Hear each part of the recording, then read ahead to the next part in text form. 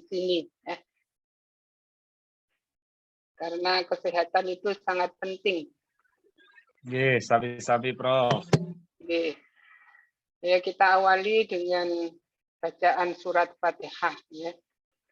Biridhoillah wa lisyafaati Rasulillah sallallahu alaihi wasallam wa li hadhihi niyyah shalihah wa kulli niyatin shalihatin. Al-Fatihah. A'udzu billahi minasy syaithanir rajim. Bismillahirrahmanirrahim. Alhamdulillahirabbil alamin.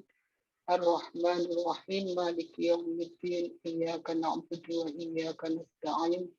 Ihdinas siratal mustaqim. Siratal ladzina an'amta 'alaihim ghairil maghdubi 'alaihim waladdallin.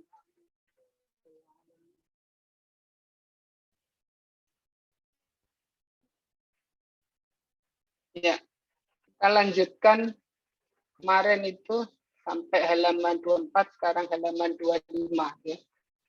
Bismillahirrahmanirrahim. Ini kita masih membicarakan tentang takrif dari usul fiqh ya. Wa dalilu, adapun yang disebut dalil, imma ayyakuna mujmalan. Itu ada kalanya berupa dalil mujmal. Kamutlaqil amri wan nahyi. Seperti mutlaknya al-amru dan nahyu. Alladzi yantiju hukman kulliyan, yang menghasilkan hukum kulli. Huwa al-wujubu wal hurmatu, yaitu al-wujub, kewajiban, wal hurmatu, dan keharaman. Wa yandariju tahtahu adillatan juz'iyatan, dan masuk di bawah dalil itu, yaitu dalil kulli itu tadi, adillatan juz'iyatan, dalil-dalil juz'i. Wa imma ayyakuna dalilan juz'iyan, dan ada kalanya yang disebut dalil itu adalah dalil juz'i, tafsilian yang terperinci, yadullu alal hukmi, yang menunjukkan atas hukum, fi mas'alatin bidzatiha, terhadap suatu masalah atau satu kasus itu sendiri. Wa yandariju tahta dalilin kulliyin, dan masuk di bawah dalil kulli. Kal amri bi qomatis shalah, seperti perintah dengan mengerjakan sholat, alladzi yadullu ala wujubiha, yang menunjukkan atas kewajibannya.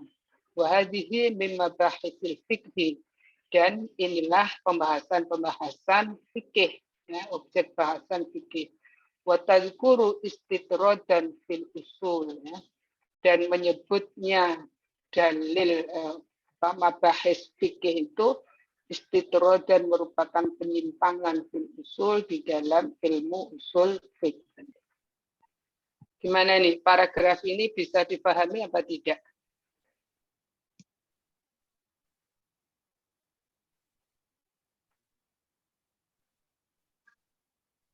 Halo?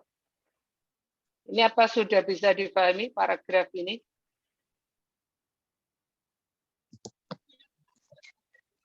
Mungkin perlu diulang Prof, biar semakin mantap nopo pemahaman para pendengar.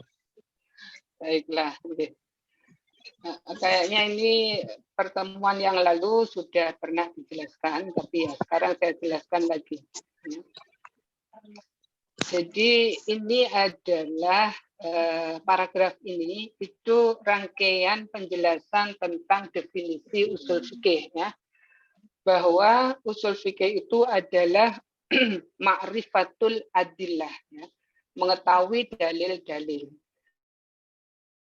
Nah, kemudian disebutkan apa yang dimaksud dengan dalil ya. Paragraf ini menjelaskan bahwa yang dimaksud dengan dalil itu ada dua ya. Pertama itu dalil yang mujmal. Nah, yang kedua itu dalil yang ini juz'i. Jadi pertama apa? Mujmal. Yang kedua apa? Dalil juz'i ya. Nah, contoh dalil mujmal itu seperti ini, mutlaqul amri wan nahyi. Seperti kaidah al-amru an-nahyu itu disebut dengan dalil mujmal. ya. Dalil mujmal itu apa namanya, nanti menghukum, hukumnya juga hukum kuli, yaitu al-wujub al-khirmah. Jadi kalau di sini dicontohkan, pertama dalil itu ada dalil mujmal. Contohnya seperti al-amru an-nahyu. Maksudnya adalah kaidah tentang amru dan kaidah tentang nahyu. Ya. Pada paragraf sebelumnya itu disebut secara lebih panjang. Al-aslu fil amri lil wujub. Nah itu dalil mujmal. Ya. Yang kita sebut kaidah itu bisa juga disebut dalil mujmal. Mengapa disebut dalil mujmal? Karena dalil itu al-amru al-aslu fil amri lil wujub, al-aslu fil nahyi lit tahrim. Itu tidak menunjuk pada satu perbuatan, tetapi merupakan kaidah yang umum, di mana dalam kaidah itu nanti masuk di dalamnya juz'iyat gitu. Ya, masuk di dalamnya juz'iyat. Jadi juz'iyat itu misalnya apa? Misalnya al-amru bil qomatis shalah. Nah, ini kan ada dalil alladzi yadullu ala wujubiha ya. Bismillahirrahmanirrahim. Ya ayyuhalladzina amanu aqimus shalah wa atuz zakah. Nah, itu dalil juz'i. Nah, dalil juz'i itu masuk pada mutlaqul amri, ya. Karena apa? Karena ya ayyuhalladzina amanu aqimus shalah wa atuz zakah itu merupakan dalil di mana di situ terdapat sighot amr. Mbak, saya tulis saja ya, supaya jelas.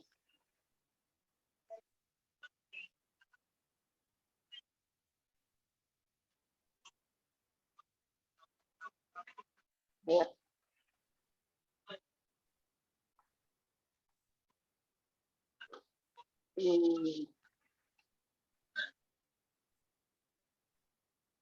Jadi tadi ad-dalil ya. Ad-dalil. Ad-dalil kemarin penjelasannya adalah as-syai'u alladzi yadullu ala syai'i. As-syai'u ya. Oke, as-syai'u alladzi yadullu yadullu ala syai'in akharin. Ya, akharin. Oh. Nah, ini kemarin definisi mengenai dalil ya. Yang disebut dalil itu adalah sesuatu yang menunjukkan atas sesuatu yang lain. Ya, gitu. Nah, jadi oke.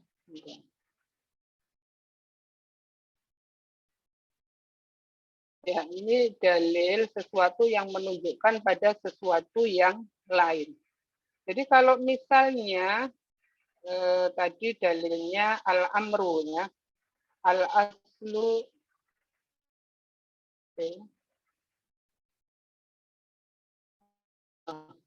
nggak bisa nih. Ya. Al-aslu fil amri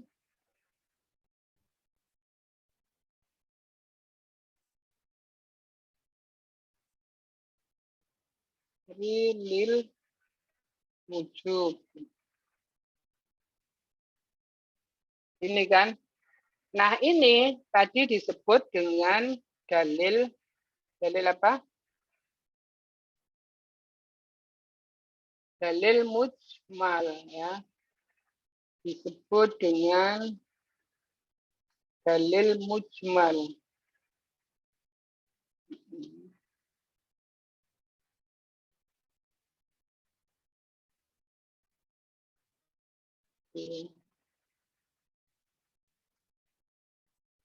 Dalil mujmal.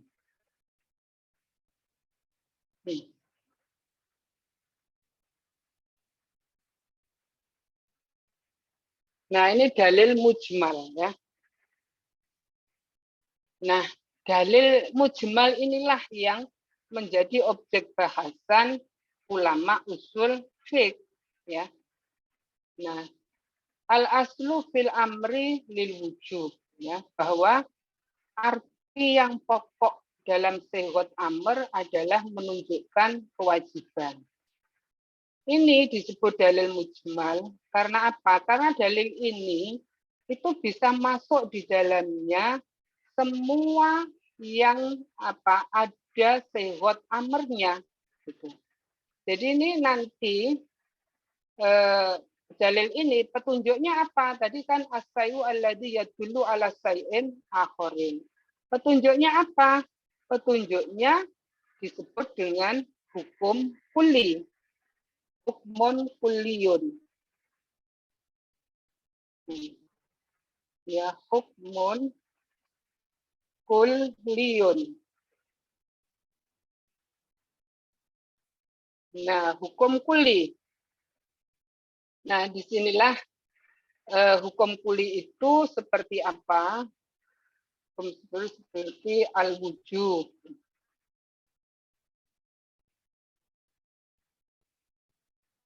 Dan al-khirmah. Kalau al-aslu fil amri lil wujub, hukum kulinya ya al-wujub gitu. Nah, ini adalah bentuk pertama dari dalil. Nah, sekarang kalau yang dalil juz'i bagaimana? Nah, yang kedua itu dalil juz'i. Dan kalau dengan menunjukkan lawannya itu akan menjadi jelas ya. Dalil juz'i. Contohnya ya, itu ayat yuhalladina amanu aqimus sholah, aqimus sholah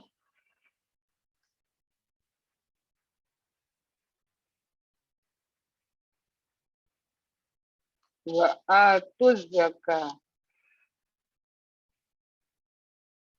wa atuz zakah.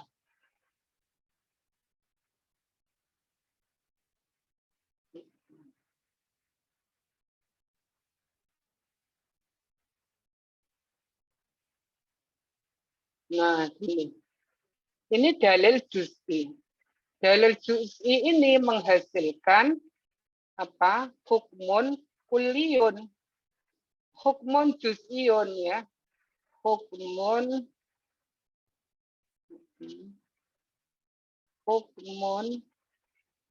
juz'iyun.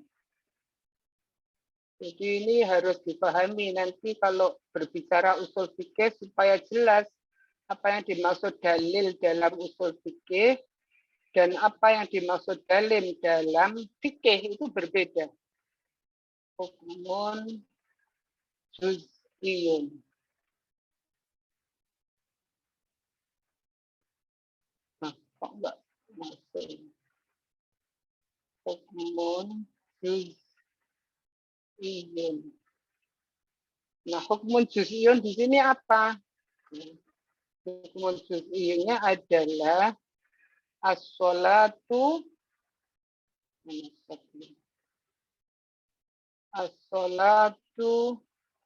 wajibatun. Wajibatun. Nah, ilustrasinya begini. Jadi tadi disebut dalil itu ada dua ya, yaitu dalil mujmal. Ini dalil mujmal ya. Contoh dalil mujmal itu ini. Al-aslu fil amri lil wujub ya. Ini dalil mujmal. dalil mujmal ini menghasilkan hukum kuli, yaitu al-wujub. Ya. Nah, dalil mujmal ini diterapkan pada dalil juz'i. Dalil juz'inya contohnya aqimus shalah wa atuz zakah. Nah, dalil juz'i ini menghasilkan hukum juz'i, yaitu as-sholatu wajibatun. Mengapa as-sholatu wajibatun? Karena berdasarkan dalil mujmal ini, yaitu al-asru fil amri lil wujub. Ya. Makanya hukum kulinya adalah al-amru lil wujub, untuk mewajibkan. Gitu. Nah, lapangan dalil dalam usul fikih itu adalah dalil mujmal ini. Jadi al-amru lil wujub, an-nahyu lit tahrim, al-am yasmulu jami'a afrodihi mutlaqon, ya. Al-qiyasu hujjatun, ijma' hujjatun, itu lapangan dari usul fiqh. Sedangkan dalil juz'i, ya, ini adalah lapangan ulama fikih. Nah, dalil juz'i ini berpedoman kepada dalil mujmal yang sudah dirumuskan oleh ulama usul.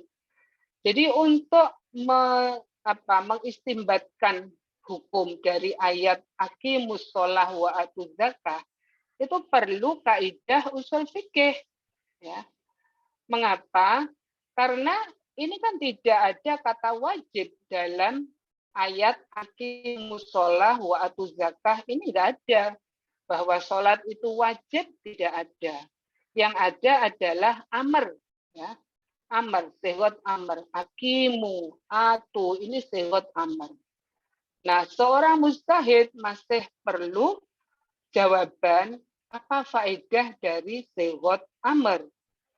Nah, jawaban itu dijawab oleh ulama usul, al-asru fil amri lil wujub. Nah, sebab itu ketika menemukan ayat dengan sehot amr, maka bisa diistimbatkan hukumnya, yaitu as-sholatu wajibatun, karena sudah ada kaidahnya ini. Nah, inilah jadi dari apa yang sudah dirumuskan ulama usul itu nanti diterapkan oleh ulama fikih. Nah, ini lapangan ulama fikih dalil juz'i. Dalil juz'i itu ya satuan dalil ayat atau hadis yang menunjukkan pada satu perbuatan tertentu. Makanya disebut juz'i karena dia menunjukkan kepada perbuatan yang tertentu atau yang spesifik, ya. Nanti hukumnya juga menjadi hukum juz'i, hukum tertentu yang spesifik, yang ya tertentu ya peristiwanya itu jelas, misalnya as-sholatu wajibatun. Nah, saya kira dengan begini kita bisa membedakan. Kalau ulama usul itu hukum kuli, al-wujub, al-hirmah, ya, al-ijma' hujjatun, misalnya begitu. Al-qiyas hujjatun, lalu bagaimana hadis ahad, bisakah dijadikan hujjah? Nah, itu lapangan dalil yang digarap atau menjadi objek bahasan dari ulama usul, gitu. Nah, sedangkan ulama usul itu tidak membahas. Misalnya ada ya ayyuhalladzina amanu aqimus shalah wa atuz zakah. Mereka tidak membahas apa hukumnya sholat, apa hukumnya zakat, tidak. Tapi yang dibahas adalah apa petunjuk sehot amr. Nah, dengan demikian, kalau sudah ketemu ya bahwa ini dalil mujmal, ini hukum kuli, maka ketika mendapatkan sehot amr, maka diterapkanlah kaidah atau dalil yang dirumuskan ulama usul, maka menjadi as-sholatu wajibatun. Ya. Oke, gitu ya. Lalu dari mana ulama usul menetapkan bahwa al-aslu fil amri lil wujub? Ya. Ini dari penelitian bagaimana penggunaan sighah amr dalam bahasa Arab, karena Al-Quran itu bahasa Arab. Yang kedua, bagaimana penjelasan Rasulullah Shallallahu Alaihi Wasallam, baik penjelasan itu berupa perbuatan maupun perkataan atau takrirnya. Nah, itu yang diteliti. Ketika diteliti secara induktif ya, ayat ini, lalu misalnya bahasa Arab, syair ini, oh ternyata kalau ada sighah amr itu menunjukkan lazimah, kewajiban ya, yaitu harus dilakukan, tidak boleh ditinggalkan. Nah, maka dirumuskan al-aslu fil amri lil wujub ya. Dengan begitu dimanapun ada sighah amr, maka faedahnya adalah wajib atau hukum kulinya adalah wajib ya. Kecuali jika ada qarinah yang menunjukkan tidak wajib. Selama nggak ada qarinah, maka hukumnya adalah wajib. Oke, saya kira begitu ya, jelas ya. Kita kembali ke laptop.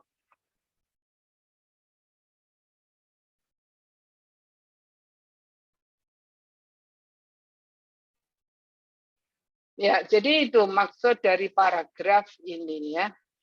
Wa dalilu imma ayyakuna mujmalan ya. Kamu telah amri wan nahyi alladhi yantiju hukman kulliyan huwa al-wujub wal hirmah wa yandariju tahta adillatin juz'iyatin ya. Masuk padanya di bawahnya dalil-dalil juz'i ya. Wa imma ayyakuna dalilan juz'iyan. Jadi pertama mujmal, kedua juz'i. Tafsilian ya dulu ala hukmi fi mas'alatin. Nah, ini kan menunjukkan hukum atas suatu masalah, satu kasus ya, bidatiha dengan dengan masalah itu sendiri ya.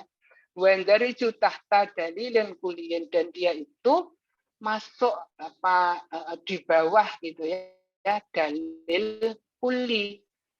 Kal amri bi iqamatis shalah. Nah, ini kan masalah ya. Al amru bi iqamatis shalah ini masalah. Kan beda dengan al wujub wal hurmah. Enggak ada masalahnya, tapi ini merupakan kaidah atau konsepnya. Alladzi yadullu ala wujubiha wa hadhihi mimma bahisil fiqh ya. Jadi yang dalil juz'i ya, dan nanti hukum pada satu masalah itu merupakan pembahasan fikih. Wa tadhkuru istidradan fil usul, dan kalau disebutkan dalam usul fikih itu merupakan istidrad ya, penyimpangan. Itu apa sudah bisa dipahami?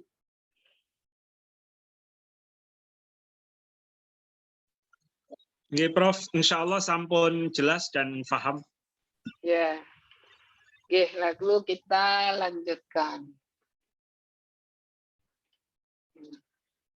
Wal muradu bi ma'rifatil adillah, adapun yang dimaksud dengan mengetahui dalil-dalil itu ayuk rofa, yaitu diketahuinya annal kitab was sunnah wal ijma' wal qiyas itu adillatun yahtaju biha, yaitu diketahuinya bahwa Alkitab, Al-Quran, As-Sunnah, Ijma' dan Qiyas itu adalah dalil-dalil yang dibuat hujah dengannya.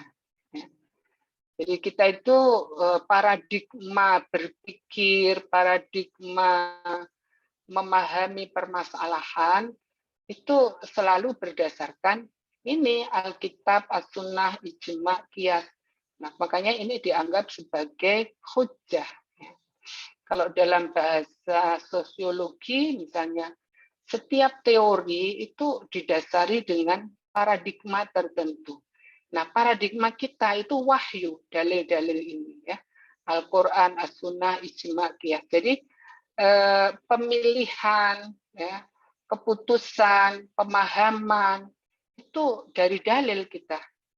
Harus bersumber dari dalil ini. Walaupun dalil ini bukan berarti tidak menerima reasoning ya.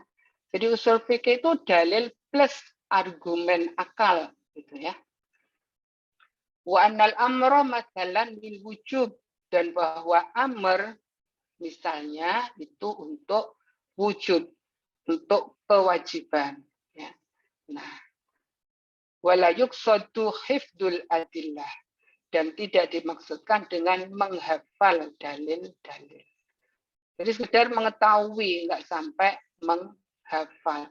Ya hafal sendiri kalau dibaca terus ya. Terus wa yahruju minat ta'rif, dan dikecualikan dari definisi itu, yaitu ma'rifatu ghairil adillah, pengetahuan yang selain dalil.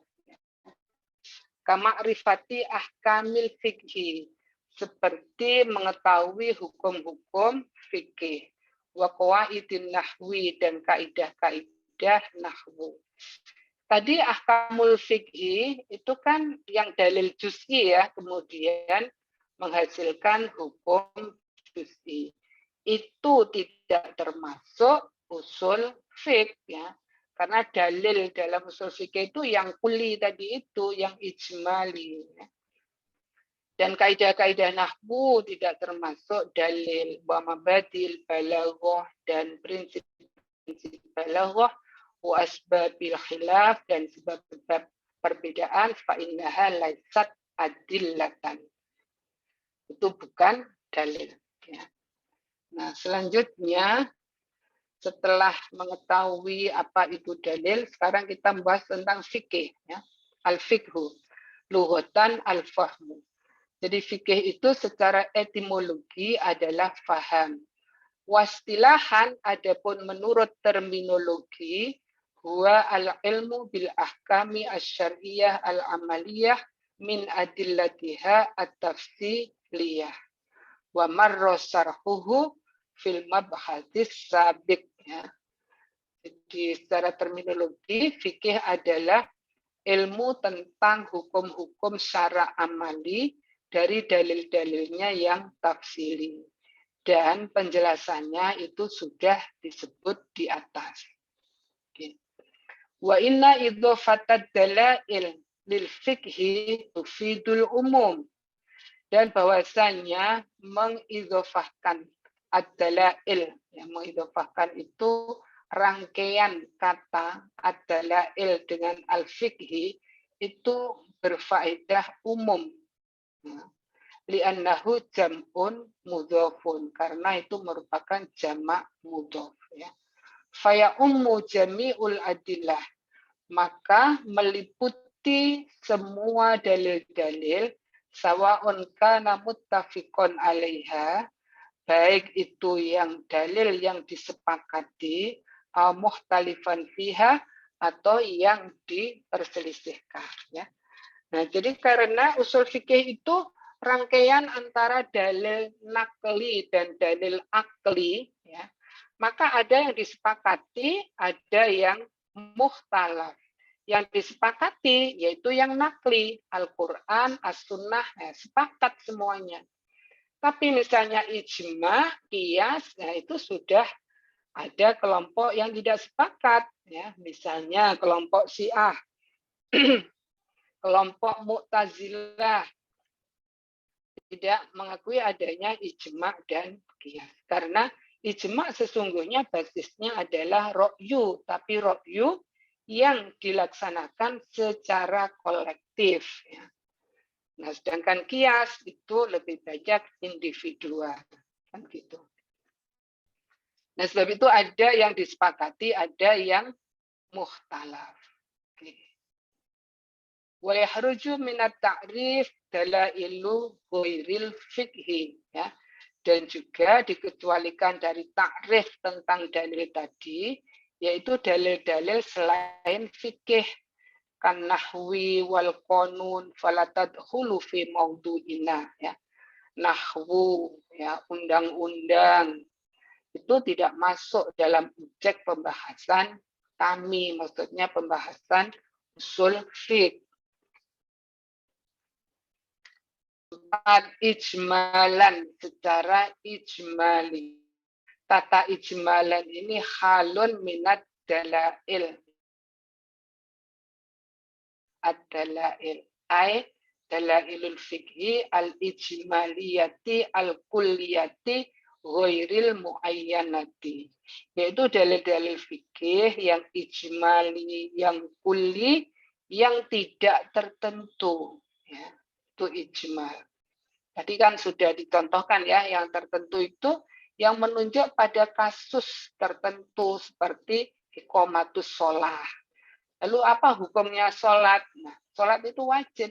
Nah, bahasa wajib itu tidak ada di dalam ayat itu. Itu adalah hasil istimbat yang didasarkan dengan dalil ijmali. Allati yadkhulu tahtaha juz'iyatin katsirah. Yang masuk di bawahnya bagian-bagiannya yang banyak. Mithlu kaunil ijma'i hujjatan. Seperti bahwa ijma itu adalah hujjah. Ya. Kata hujjah itu berarti sesuatu yang bisa diambil ketentuannya sebagai dalil. Wa anna syar'a man qablana syar'un lana. Dan bahwasanya syar'u man qablana, yaitu syariat umat sebelum kita, itu merupakan syariat kita. Menjadi syariat kita juga. Idza warada ma yu'ayyiduhu bisyari'atina. Jika terdapat keterangan yang menguatkannya dengan syariat kita. Jadi kalau tidak nggak ada yang menguatkan, ya, nah itu nanti bisa mukhtalaf ya. Ada yang mengatakan itu menjadi syariat kita, ada yang tidak. Seperti puasa misalnya, itu kan memang disebutkan ya. Kutiba alaikumusiyam kama kutiba alal ladzina min qablikum la'allakum tattaqun. Nah, itu puasa itu syar'u man qablana, menjadi syariat kita karena ada yang menguatkan, yaitu ada yang ayat yang menjelaskan bahwa syariat sebelum kita itu menjadi syariat kita juga diwajibkan. Nah, itulah bahwa syar'u man qablana itu juga hujjah gitu. Kalau ada yang menguatkan di dalam syariat kita. Wa anan nahya yufidut tahrim. Dan bahwa nahi itu berfaedah mengharamkan. Itulah yang dimaksud dengan ijmali. Ya. Fala yadkhulu fi ilmi usulil fiqh ad-dalilut tafsiliyu lil ahkamil juz'iyah. Ya. Tidak termasuk di dalam ilmu usul fikih, yaitu dalil tafsili yang menjelaskan hukum-hukum juz'i. Nah, disinilah orang usul fikih itu wajib tahu apa yang dimaksud dalil. Kalau ada bahasa dalil dalam usul fikih dan dalil dalam fikih itu berbeda maknanya. Bahwa dalil dalam usul fikih itu dalil ijmali, sedangkan dalil dalam fikih itu dalil tafsili. Ya. Kalau disebut hukum dalam usul fikih itu hukum kulli. Kalau hukum dalam fikih itu hukum juz'i. Ya. Penjelasannya seperti tadi itu. Ya. Nah ini ya, jadi lil ahkamil juz'iyah fi ilmil fikhi wa ilmil khilaf. Mithlu qawluhu alaihi salatu wassalam la wasiyata liwaris fahuwa dalilun ala nafsil wasiyah lil waris. Ya.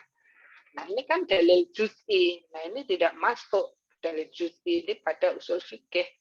Ya, pokoknya yang dalil yang mempertanyakan apa hukumnya satu perbuatan, misalnya di sini, apa hukumnya wasiat kepada waris. Nah ini fikih. Ya. Nah kalau usul fikih, apa faedahnya nahi? Ada kata la di sini. La ini kan lin nahyi. Ya. Karena ini adalah la yang la yang bermaksud nahi itu am ya, la wasiyata liwaridin, seperti la ilaha illallah, tidak sekedar la yang berarti tidak ya. Tapi inilah yang lil istighraq ini ya. Untuk menghabiskan semua hal yang masuk di sini. Jadi wasiat apa saja itu tidak boleh bagi pewaris. Gitu. Nah inilah makna dari dalil. Itu harus bisa paham bagi orang yang mempelajari usul fikih. Bahwa dalil itu, usul fikih adalah dalil ijmali. Nah, kalau dalil juz'i itu lapangannya fikih. Jadi kalau misalnya disuruh bertanya dalam pelajaran usul fikih, itu biasanya mahasiswa itu masih kabur. Yang ditanyakan itu masalah fikih, gitu. Padahal berbeda antara usul fikih dengan fikih. Gitu. Selanjutnya, kaifiyatul istifadati minha, ya, metode mengambil faedah dari dalil. Jadi setelah tahu bahwa dalil Alkitab, As-Sunnah itu hujjah, di mana kita harus berdasarkan dan taat kepada kitab dan sunnah itu, ya. Pertanyaan berikutnya, bagaimana cara mengambil faedah atau memahami dalil-dalil itu tadi? Ya. Nah, di sini ay ma'rifatu ma yumayyizu dalila shahiha minad dalilil bad. Yaitu bagaimana mengetahui ya, sesuatu yang bisa membedakan antara dalil yang sahih dengan dalil yang batil. Adakah dalil yang batil? Ada, karena misalnya khobar ahad, ya, hadis-hadis ahad, itu tidak semuanya sahih. Perlu diteliti. Kalau sahih menjadi dalil, digunakan sebagai hujjah, tapi kalau dia batil, tidak bisa dijadikan sebagai hujjah. Nah, inilah bagi kita, ini sudah tinggal menikmati hasil perjuangan, dedikasi yang luar biasa dari ulama-ulama zaman dulu yang kemudian sudah memilah ini hadis sahih, ya, ini hasan, ini dhaif. Kita tinggal memetik buahnya. Sudah ada belasan buku-buku yang dianggap muktabar dari Sahih Bukhari, Sahih Muslim, ya. Musnad Ibnu Hanbal dan sebagainya yang sudah dipilah-pilah mana yang sahih, mana yang tidak. Juga kita sudah tinggal gampang ini ya.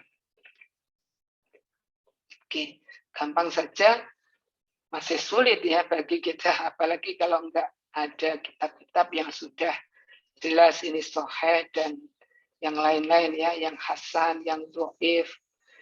Dan yang mereka itu tidak sekedar memilah ya, termasuk menentukan bagaimana sih dalil yang bisa dijadikan hujjah. Kalau Al-Quran kan sudah fix, nggak ada problem dengan Al-Quran. Semua menerima dan sepakat bahwa Al-Quran itu semuanya sahih, semuanya mutawatir, semuanya qat'iyus subut, ya. Tidak ada keraguan untuk Al-Quran dan hadis mutawatir. Tapi kalau hadis ahad yang jumlahnya ribuan itu, nah itu masih harus dipertanyakan. Benarkah hadis ini dari Nabi?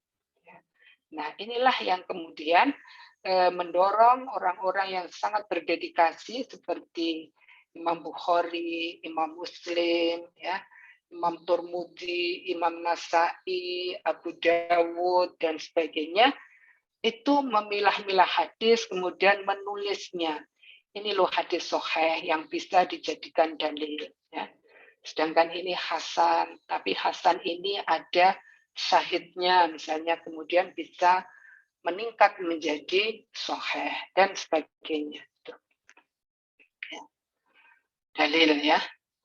Wadalilul qawiyyu minad dalilid dhaifi, ya. Jadi di samping antara sahih dan batil, itu yang sahih pun harus tahu derajatnya. mana yang kuat, mana yang dhaif gitu. Wadzalika, dan demikian itu, anna adillatal fiqhi at-tafsiliyah itu dzanniyatun ya. Bahwasanya dalil-dalil fikih yang tafsili itu kedudukannya dzanni min jihati dalalatiha 'alal ahkami syar'iyyah. Dari segi petunjuknya terhadap hukum-hukum syar'i.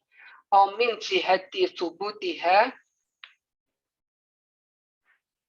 anin Nabi sallallahu alaihi wasallam au minal jihataini ma'an ya. Jadi dalil-dalil fikih itu tadi kan dalil fikih yang juz'i ya, yang juz'i itu tadi itu dzanniyah, kedudukannya itu dzanni dari segi petunjuknya atas hukum-hukum syar'i. Nah, jadi misalnya Al-Qur'an itu dari segi subutnya atau periwayatannya itu qot'i. Nggak ada yang meragukan bahwa ada satu ayat atau setengah ayat pun bahwa itu bukan Al-Quran. Jadi dari segi bahwa yang tertulis di dalam mushaf 30 juz itu semua Al-Quran, itu para ulama sepakat itu Al-Quran. Gitu. Tapi, nah ini ya, tapi min jihati dalalatiha alal ahkami asyariyah, dari segi petunjuknya terhadap hukum syar'i itu dzanni. Ya. Dzanni karena apa? Karena kecuali yang sudah dijelaskan secara sharih di dalam Al-Quran dan dijelaskan oleh Rasulullah dalam sunnahnya, kalau dasarnya itu adalah ijtihad, ya, bagaimana seorang mujtahid memahami ayat, maka kedudukannya adalah dzanni. Dzanni itu kemungkinan benarnya lebih kuat daripada salah, tapi masih ada kemungkinan salah. Nah, itulah bahwa dalil-dalil fikih tafsiri itu dzanni dari segi petunjuknya terhadap hukum syara. Gitu.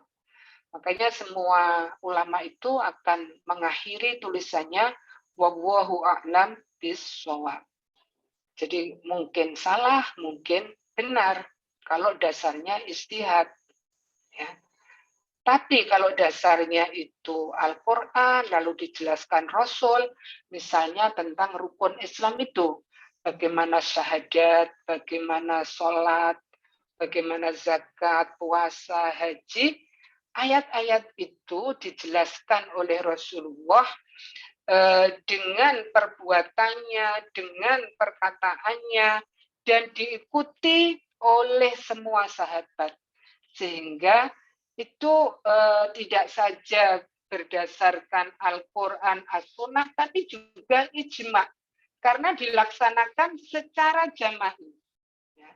Nah, maka itu menjadi kuat. Nah, itulah yang disebut dengan ijma sharih. Yang faedahnya adalah qot'i. Di mana nggak ada satu orang pun yang boleh menyimpang dari ijma itu tadi. Gitu. Ngerti nggak? Mudah-mudahan paham ya. Nah, jadi saya ulangi bahwa Al-Quran itu dari segi riwayatnya, bahwa semuanya itu Al-Quran asli sebagaimana disampaikan malaikat Jibril kepada Rasulullah, itu qot'i, nggak ada yang berselisih. Ya. Tapi kalau dari segi petunjuknya, nah itu dzanni. Karena apa? Karena kalau dari segi petunjuk, yang memahami petunjuknya itu manusia, ya, tidak hanya nabi, mujtahid, ya, mujtahid yang memahami. Walaupun ayatnya sama, itu bisa jadi hasil hukumnya tidak sama. Karena apa? Karena yang memahami itu mujtahid, dan mujtahid itu dipengaruhi oleh pengetahuannya, oleh di mana dia tinggal, kapan dia tinggal, itu sangat mempengaruhi. Nah, sebab itu untuk hal-hal yang berbasis ijtihad, kita itu harus terbiasa dengan perbedaan pendapat. Gitu. Nah, gitu ya. Jadi dari segi, nah kalau kita mengatakan qot'i doni itu, jadi harus dibedakan ya. Qot'i dari segi apa? Qot'i dari segi wurud, itu Al-Quran dan hadis mutawatir. Kalau qot'i dari segi dilalah bagaimana? Qot'i dari segi petunjuk itu baik dalam Al-Quran maupun dalam hadis itu ada doni, ada qot'i. Gitu. Nah, itu pembahasan yang sangat panjang. Ya, mungkin nanti pada bab-bab berikutnya. Au min jihati subutiha anin nabiyina, atau dari segi subut atau periwayatannya dari Nabi Shallallahu Alaihi Wasallam. Au minal jihataini ma'an, atau dari dua segi secara bersamaan. Waqat yata'aradu dalilu dunia ma'a dalilin akharin fayahtajul faqihu ila ma'rifati ta'arudil adillah. Dan kadang-kadang ada kontradiksi antara dalil doni dengan dalil yang lain. Ya. Maka seorang fakih itu membutuhkan pengetahuan tentang ta'arudul adillah. Adanya pertentangan di antara dalil. Wa ma'rifatul asbab, dan mengetahui sebab-sebab allati yurajjihu biha ba'dul adillah ala ba'din. Mengetahui sebab-sebab di mana sebagian dalil itu dianggap rojih ya, dibandingkan yang lain. Rojih itu berarti yang lebih kuat gitu ya. Wa hadza ma yadrusuhul usuliyu. Dan inilah yang dipelajari seorang usuli, yaitu ahli usul. Fi bab ta'arudi wa tarjih, di dalam bab ta'arud, adanya kontradiksi, wa tarjih, dan mana yang mau dianggap kuat, yang diprioritaskan ya. Alladzi yu'inul mustahid, yang membantu seorang mustahid, wa yastafidu minhu, dan digunakannya pengetahuan ta'arud at-tarjih tadi itu libayani dalili sahih, untuk menjelaskan dalil yang sahih, al-musbit, yang tetap, lil amri wan nahyi, untuk amr atau nahi. Nah, inilah ya, ternyata tidak sederhana memahami Al-Quran dan As-Sunnah. Kita perlu kaidah-kaidah usul fikih ini. Dan kaidah-kaidah usul fikih ini memang disusun oleh para ulama untuk bisa melayani ayat-ayat Al-Quran dan As-Sunnah itu. Jadi nggak cukup hanya tahu bahasa Arab, perlu mengetahui kaidah-kaidahnya. Karena ternyata ada saja ya, dalil itu ada ta'arud. Walaupun ada yang mengatakan ta'arudnya itu hanya dari segi lafzi. Tapi, apakah kita juga akan serumit ini dalam memahami? Tidak. Tidak. Karena apa? Karena semua ini sudah disusun oleh para ulama. Bagaimana kaidah lafadz yang jelas, yang tidak jelas. Bagaimana cara menghilangkan ketidakjelasan. Lalu bagaimana manfaatnya terhadap hukum, terhadap perbuatan, itu semuanya kita tinggal mau membaca atau tidak, karena semuanya sudah tersedia ilmu-ilmu ini ya. Nah, mengapa sampai begini para ulama itu ya? Ini adalah dedikasi dari para ulama itu, karena Al-Quran sendiri itu memang punya magnet ya. Tentu saja bagi mereka yang paham bahasa Arab. Itu luar biasa gitu loh, daya sentuhnya terhadap akal, terhadap jiwa manusia, terhadap perasaan. Jadi memang kalau misalnya mereka tidak tersentuh, tidak mengagumi, mereka itu hafal, paham, dan juga ingin tahu maknanya apa, petunjuknya apa, kan gitu. Karena kalau hanya lafadznya yang diketahui, bagaimana cara membaca, nah itu nggak diketahui apa petunjuknya. Petunjuknya Al-Quran itu ada di maknanya, gitu. Ya. Kalau kita nggak ngerti maknanya, ya nggak ngerti apa petunjuknya. Nah, sedangkan mengetahui petunjuknya itu perlu kaidah-kaidah ini. Nah, sebab itu, walaupun mereka itu banyak yang non-Arab, tapi dengan adanya kaidah-kaidah ini mereka berhasil menjadi ulama yang besar ya dengan karya-karya mereka gitu. karena sudah ada kaidah-kaidah untuk memahami ayat-ayat Al-Quran dan hadis. Oke. Wahalatul mustafid, ya, dan keadaan orang yang menggunakan, ya, ay ma'rifatu sifatil mustafid, yaitu mengetahui sifat orang yang menggunakan. Siapa orang yang menggunakan itu? Wahwa al-mustahid, yaitu mustahid. Jadi mustahid, orang yang memanfaatkan kaidah-kaidah itu adalah mustahid. Wadzalika, dan demikian itu, anna istimbatul ahkami min adillatiha, bahwasanya mengistimbatkan hukum dari dalil-dalilnya, ya, dalil-dalil hukum, tahu kan? Ya, Alkitab, As-Sunnah, Ijma, Qiyas, itu yang muttafaq alaiha. Wa tarjihid dalil ala ghairihi, dan menganggap lebih unggulnya suatu dalil atas dalil yang lain. Inda ta'arudi, ketika adanya ta'arud atau kontradiksi, ya, pertentangan, la yatasanna likulli insanin, itu tidak bisa dilakukan oleh semua orang. Ya. Walaupun sudah ada dalilnya jelas, Al-Quran, As-Sunnah, kaidah-kaidahnya ada dalam ilmu usul fiqh. Orangnya bagaimana? Apakah semua orang bisa memahami hukum, mengistimbatkan hukum dari dalil, ya? Wa tarjihid dalil ala ghairihi inda ta'arud, itu tadi. Walidha, sebab itu, karena tidak semua orang bisa, yustaratu fil mustahidi an tatawaffar fihi sifatun wa syurutun katsiratun, ya. Maka mustahid itu harus memenuhi sifat-sifat dan syarat-syarat yang banyak, hatta yastati al-qiyam bihadzal amalil khatir, sehingga dia mampu untuk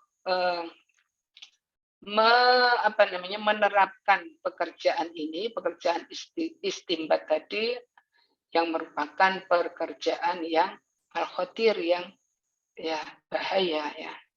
Wahya syurutul mustahid, yaitu syarat-syarat mustahid. Waqad bahatsahal usuliyuna fi babi syara'itil istihad. Dan ulama usul sudah membahasnya di dalam bab syarat-syarat istihad. Wa ahammuha, dan yang terpenting dari syarat-syarat itu adalah nih, al-ilmu bi kitabillahi ta'ala, yaitu mengetahui kitab Allah Ta'ala, wa sunnati Rasulillah sallallahu alaihi wasallam, dan sunnah Rasulullah sallallahu alaihi wasallam, wal ijma, dan ijma, wal qiyas, dan qiyas, ya. Karena 4 ini adalah dalil yang muttafaq. Wa itqanil lughah al-arabiyyah, dan menekuni bahasa Arab, ya. Wa ma'rifatin nasikhi wal mansukhi, dan mengetahui nasikh dan mansukh, wal haqiqah wal majaz, dan arti hakiki dan arti majazi. Jadi Al-Quran itu juga menggunakan arti hakiki, juga menggunakan arti majazi. Karena apa? Karena gaya bahasa Al-Quran, uslubnya itu sangat tinggi. Jadi mana yang muktadzal hal, ya, hakiki, majazi, gitu. Ya. Oke, jadi ini nanti ada hal-hal yang mengapa tidak menggunakan hakiki, mengapa beralih majazi, itu nanti dibahas dalam bab tentang hakiki dan majazi. Wal mutlaki wal muqayyad, yaitu mutlak dan muqayyad. Mutlak itu yang kata-kata yang enggak ada ketentuannya, enggak diberi sifat. Muqayyad itu yang diberi sifat, ya. Wa sahihi sunnah wa sakim, ya, dan sunnah yang sahih dan yang ada cacatnya, yang sakit. Wa mutawatiriha wa ahadiyah, mutawatirnya dan ahadnya. Ini yang terkait dengan periwayatan hadis, itu mutawatir dan ahad. Wa musnadiha wa munqatiha, dan musnadnya dan munqatinya. Nah, kalau ini terkait dengan sahih tidaknya hadis. Apakah hadis musnad bisa digunakan dalil? Apa hadis munqati bisa digunakan sebagai dalil, ya? Wa ma'rifati syurutil qiyas, dan mengetahui syarat-syarat qiyas, wa turukil illah, dan metode-metode untuk menemukan illah, wa ghairi dzalika, dan lain-lain, ya. Nah, itu mustahid, ya, syarat-syaratnya mustahid. Apakah itu sulit? Ya, sulit bagi orang yang tidak menekuni bidang ini. Tapi kalau orang menekuni bidang ini, menurut saya ini tidak sulit. Ini memang membutuhkan ketekunan, waktu, ya. Samalah sulitnya dengan ilmu-ilmu lain, misalnya ilmu kedokteran, fisika, itu yang nggak kalah banyaknya rumus-rumus yang harus dihafal dalam ilmu itu, ya. Jadi ya tergantung kita ingin sampai ahli atau sekedar tahu saja, ya. Tahu saja itu sudah lumayan, ya, karena membebaskan kita dari taklid, ya. Wa nahlasu min hadza ta'rif, dan kita meringkas dari uraian tentang definisi tadi, ila anna ilma usul al-fiqh, sesungguhnya ilmu usul fiqh huwal ilmu alladzi yaksabuna, ya, yaitu ilmu yang menjadikan kita, ya, ma'rifata masadir tasrih islami, mengetahui sumber-sumber tasrih Islam, ya. Nah, kan keren sekali sebagai orang muslim tapi ngerti sumber-sumber tasrihnya bagaimana, gitu, ya. Itu keren. Nggak taklid, ya. Nggak norok bontek, gitu, ya. Tapi tahu sumbernya ini, gitu. Wa yubayyinu lana dalil sahih, dan menjelaskan kepada kita dalil sahih al-mursyid yang menunjukkan ila hukmillahi ta'ala, kepada hukum Allah Ta'ala. Nah, di sini, ya, kita itu menjadi mau bersusah payah untuk membaca, memahami. Karena apa? Karena ini urusannya itu dengan Sang Pencipta kehidupan, di mana nanti kita akan kembali kepadanya. Jadi nothing tulus, ya. Apakah ini nanti menjadikan kita tokoh atau tidak, no problem. Karena sepanjang ini berkaitan dengan Allah, kita butuh untuk tahu, ya. Wasababu tarjih, iya enggak sih? Iya kan? Karena siapa yang bisa mengabaikan bagaimana Allah ridho atau tidak, gitu, ya. Kalau kita beriman kepadanya, dan jelas bahwa Allah itu meminta supaya kita taat kepadanya. Dan taat itu bukan untuk Allah, tapi untuk keselamatan, kebahagiaan kita, mulai hidup di dunia ini sampai di akhirat nanti. Gitu. Iya kan? Nah, ini paradigma itu paradigma Muslim seperti itu. Wasababi tarjihihi, dan sebab tarjihnya, ya. Bagaimana indikator-indikator yang bisa kita gunakan untuk mengatakan ini dalil yang rojih, ini yang marjuh. Nah, itu dibahas dalam ilmu ushul fiqh, ya. Wa kaifiyati istikhrajil ahkam syar'iyyah minal masadir, dan cara atau metode mengeluarkan hukum-hukum syar'i dari sumber-sumbernya. Jadi ini ada Al-Quran, ya. Kalau tidak ada mustahidnya, maka tidak ada loh, ya. Sholat ini wajib, sholat ini sunnah, ini yang rukun, ini yang syarat, ini yang membatalkan. Kalau begini sah, kalau begini enggak sah. Itu adalah pekerjaan dari mustahid. Kalau sunnah Nabi tidak sampai detail seperti itu. Shallu kama ra'aitumuni usolli, dan para sahabat melihat Nabi melakukan bagaimana Nabi melakukannya, itu cukup. Tapi ketika Nabi wafat, kemudian periode sahabat lebih banyak orang-orang yang masuk Islam, tetapi lebih banyak lagi, dan itu terdiri dari orang-orang non-Arab, yaitu orang ajam, maka tidak cukup hanya dengan menyaksikan bagaimana sholat. Perlu dibuat aturan-aturan yang membuat kemantapan bahwa kalau begini sah, kalau begini tidak sah. Karena kalau sah itu kalau yang memenuhi rukun-rukunnya. Satu saja rukun itu enggak dilakukan, tidak sah. Nah, itu menjadi pedoman karena sudah jelas ada kepastiannya. Menjadikan orang yang melakukan itu tenang. Saya sudah melakukan sesuai dengan ketentuan. Sudah sah sholat saya. Tinggal berharap mudah-mudahan Allah menerima, mudah-mudahan memaafkan kekurangan-kekurangannya. Gitu. Wa yursyiduna ila syara'itil ijtihad, dan menunjukkan kepada kita syarat-syarat ijtihad. Ya. Wat-tariq alladhi yaslukuhul mustahidu, ya, wat-tariqu alladhi yaslukuhul mustahidu, adapun jalan atau cara yang ditempuh oleh seorang mujtahid fil istimbati, di dalam istimbat, dimnal hududid asyariyah, ya, itu masuk di dalam ketentuan-ketentuan syar'i, gitu. Sudah 5:30, kurang dikit ya. Mungkin ada yang mau bertanya, saya persilahkan.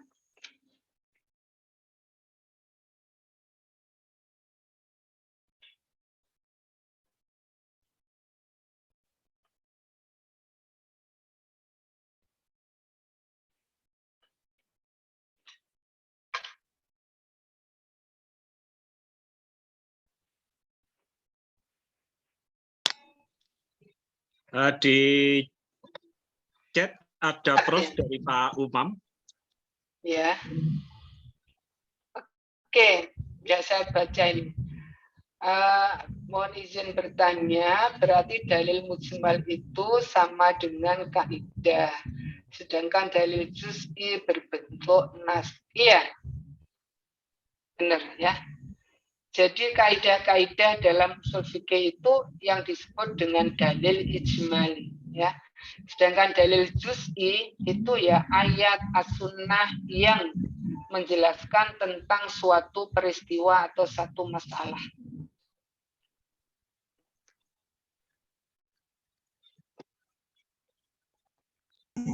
Oke, terima kasih Prof. Oke.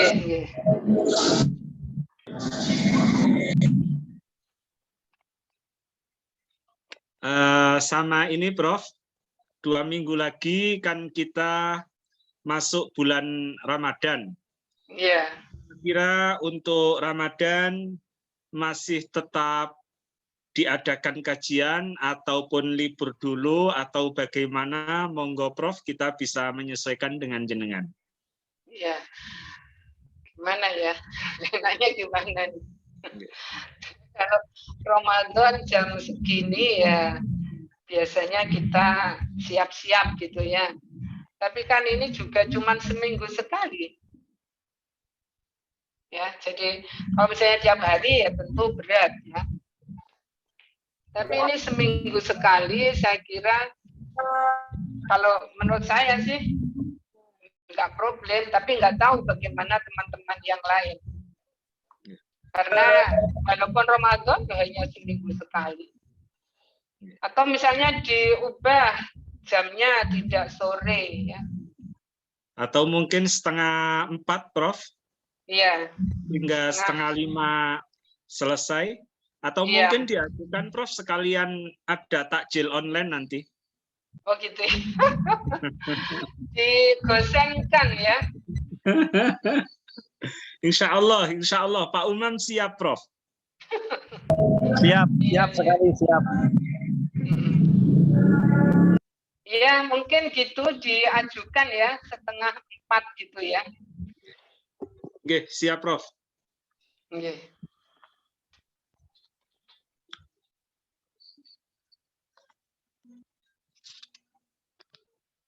Gimana nih? Kalau nggak ada yang bertanya, kita cukupkan sekian dulu. Oke, insya Allah cekat Prof.